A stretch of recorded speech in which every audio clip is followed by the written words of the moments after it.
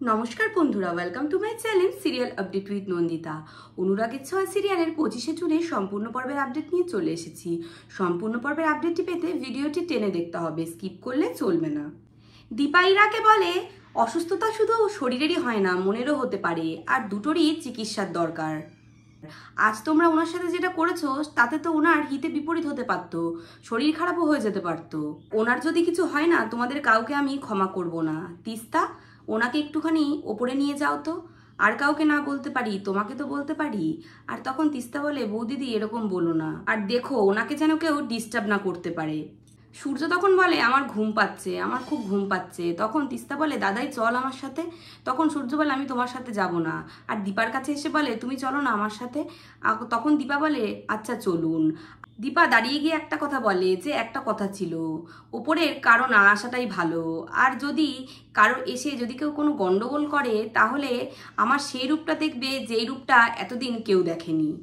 এদিকে দীপা দুধ নিয়ে আসে, সূর্যকে ওষুধও দেয়। সূর্য খেয়ে নেয় দুধটা। তখন দীপা বলে কি ব্যাপার, আজকে সবাই এত শান্ত, একজন পড়তে বসে গেছে, আরেকজন দুধ খেয়ে নিল, ওষুধও খেয়ে নিল। সূর্য তখন বলে যদি তুমি বকো।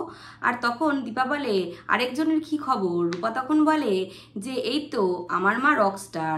আর সোনাও বলে আমার মা রকস্টার বলে জড়িয়ে ধরে। আর সূর্য তখন জড়িয়ে ধরতে যায়। আর তখন সোনা বলে বলো দীপা রকস্টার। আর তখন সূর্য বলে আমার দীপা রকস্টার, আর বলে জড়িয়ে ধরে দীপাকে। দীপা মনে মনে তখন বলে আপনি বলেছিলেন 7 জন্মে আপনি ফিরে ফিরে আসবেন, কিন্তু এভাবে আসবেন বুঝতে পারিনি। তবে আজকে আপনাকে নতুন করে আমি কথা দিচ্ছি, আপনাকে ছেড়ে আমি কোথাও যাব না। আর আমি এটা বুঝতে পেরে গেছি দীপা সূর্যকে আর সূর্য দীপাকে কোনোদিন অতিক্রম করতে পারবে না।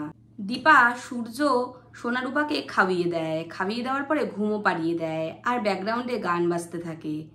তুম আয়ে তো আয়া মুঝে याद गली में अचानक ला जाने कितने दिनों के बाद गली में अचानक ला।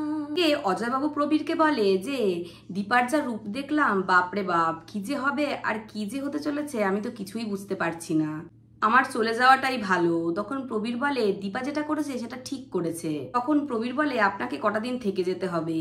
তখন অজয়বাবু বলে কিন্তু ওরা। তখন প্রবীর বলে ওদের কথা আপনি কেন ভাবছেন, আপনি দীপার রূপটা দেখেছেন। উর্মি তখন বলে আমিও বুঝতে পারছি না। অজয়বাবু তখন বলে তুইও বুঝতে পারছিস না। উর্মি বলে হ্যাঁ আমি ছিলাম না, কিন্তু তিস্তার কাছে যতটা শুনেছি দিদি কি ইরাকে আবার নতুন করে সন্দেহ করছে, কিন্তু জানবই বা কি করে সেটা। প্রবীর উর্মিকে বলে যে তুমি কিছু করতে যেও না, আমাদেরকে শুধু ওদেরকে সাপোর্ট করতে হবে। আর অনুজার পালক যা শুরু করেছে, এখন লাবণ্য থাকাটা খুব জরুরি ছিল। উর্মি তখন বলে ঠিক বলেছেন বাবা। তখন উর্মি অজয়বাবুকে বলে, মানে নিজের বাবাকে, যে বাবা তুমি কোথাও যেও না, দিদিকে এই যুদ্ধটা জিততে দাও, ওদের 4 জনকে এক হতে দাও, তারপর তুমি যেও। তখন প্রবীর বলে উর্মি একদম ঠিক বলেছে, অজয়বাবু আপনাকে আমি রিকোয়েস্ট করছি আপনি কোথাও যাবেন না, কটা দিন এখানে থেকে যান। তখন অজয়বাবু বলে কি আর বলবো, ঠিক আছে। উর্মি তখন বলে আমি তোমাদের জন্য কফি নিয়ে আসছি। তখন প্রবীর বলে ছোট বৌমা একটা কথা, তুমি কিন্তু স্বাভাবিক থাকবে, কাউকে কিছু বুঝতে দেবে না। উর্মি তখন বলে ঠিক আছে বাবা। প্রবীর বাবু তখন অজয়বাবুকে বলে যে অজয়বাবু আমার মনে হচ্ছে আবারও আমরা এক হব, আগের মতো আবারও হাসি খুশি হবে আমাদের পরিবারটা, দেখবেন আপনি। সকাল হয়ে যায়, প্রবীরবাবু পেপার নিয়ে নিচে নামে আর পেপার পড়তে থাকে। তখন উর্মি কফি নিয়ে আসে। আর এদিকে পালক আর অনুজা আর ইরা বসে থাকে। ইরা কান্না করতে থাকে আর পালক আর অনুজা খুব রাগ হয়ে থাকে। পালক বলে যে জীবনে ভাবতে পারিনি এই বাড়িতে আমাকে এতটা অপমান সহ্য করতে হবে। অনুজা তখন বলে যে তুমি তোমার কথা বলছো, আমি এখনো ব্যাপারটাকে মেনে নিতে পারছি না। ইরা তখন বলে সবটা আমার জন্য হলো দিদিভাই, আমার জন্যই তোমাকে এত কথা শুনতে হলো। প্রবীর তখন বলে দীপার যা মূর্তি দেখলাম আমার তো খুব ভয় করছে। তখন অনুজা বলে দাদা।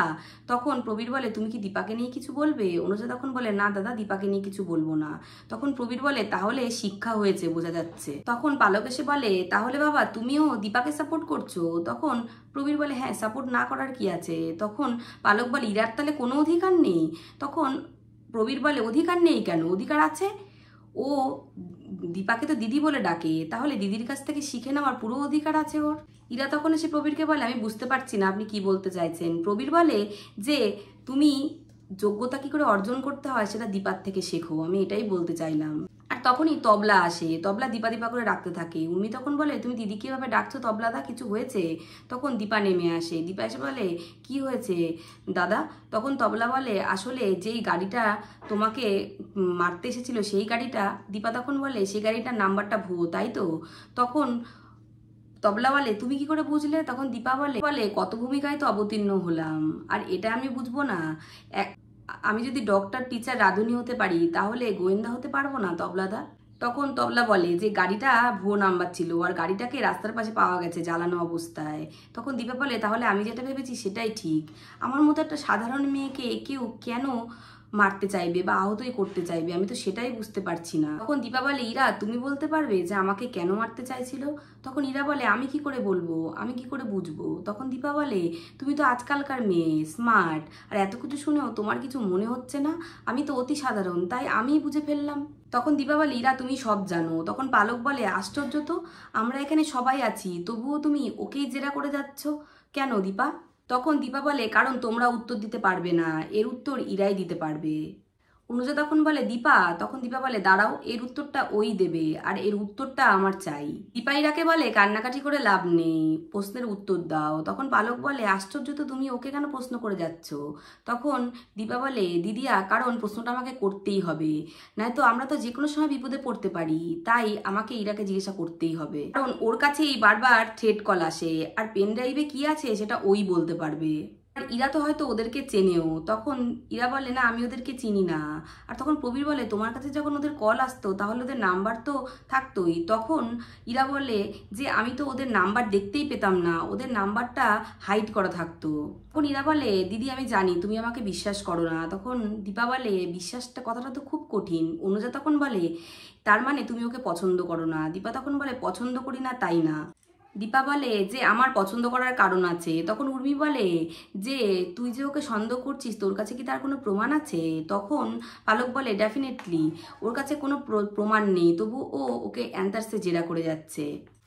দীপা তখন বলে তোমার কাছে ওরা এত থ্রেট কল করতো, এত কিছু করতো, তোমাকে কিডন্যাপ করে নিয়ে গেছিল, তোমার কাছে কোনো ক্লু নেই? তখন ইরা রেগে গিয়ে বলে ক্লু নেই বলে কি আমি দোষী? তখন দীপা বলে তোমাকে একটা সামান্য কথা বললাম তাতেই তুমি এত রিয়াক্ট করছো? অনুজা তখন বলে তুমি ওকে সমানে জেরা করে যাচ্ছ, এটা কিন্তু ঠিক না দীপা। তখন দীপা বলে করে যাচ্ছি তার কারণ আমাদের যে কোনো মুহূর্তে বিপদ আসতে পারে, আর এই অন্ধকারে আলোটা একমাত্র ইরাই দেখাতে পারে। সূর্য যখন ওপর থেকে চিৎকার করতে থাকে আর অজয়বাবু বলে ও মনে হয় তোকে খুঁজছে, আর তখন ইরা বলে আমি হয়তো ওদের দেখলে একটু চিনতে পারবো, এর থেকে বেশি আমার পক্ষে কিছুই করা সম্ভব না। দীপা তখন বলে এই যে বললে তুমি ওদেরকে দেখোনি, তোমার চোখ বাঁধা ছিল, তাহলে? তখন ইরা বলে ওদের চোখ, ওদের বিহেভিয়ার, ওদের কথাবার্তা তো শুনেছি, সেই দেখে যদি একটুখানি আন্দাজ করতে পারি। দীপা তখন মনে মনে বলে ইরার একটা কথার সাথে আরেকটা কথার কোনো মিল নেই, ওর কোনো একটা বড় রহস্য আছে, এই রহস্যটাকে আমাকে সলভ করতেই হবে। তো বন্ধুরা আজকের ভিডিওটা এই অবধি। অনুরাগের ছোঁয়ার আগাম আপডেট পেতে অবশ্যই চ্যানেলটিকে সাবস্ক্রাইব করে পাশে থাকবেন। Thank you so much for watching. Tata.